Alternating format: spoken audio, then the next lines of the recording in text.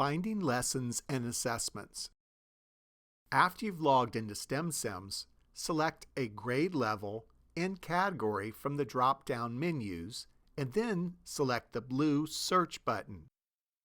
A list of modules that have lessons and assessments that match your search criteria appear. Choose a module to view the list of lessons within that module. Select a lesson to view the summary.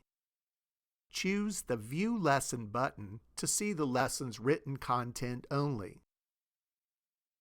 Select the Assigned Lesson to view the teacher's guide, lesson, walkthrough video, lesson background, and the associated simulation.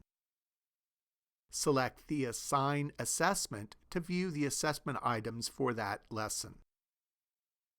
The blue Return to Search tab returns you to the list of modules that match your search criteria.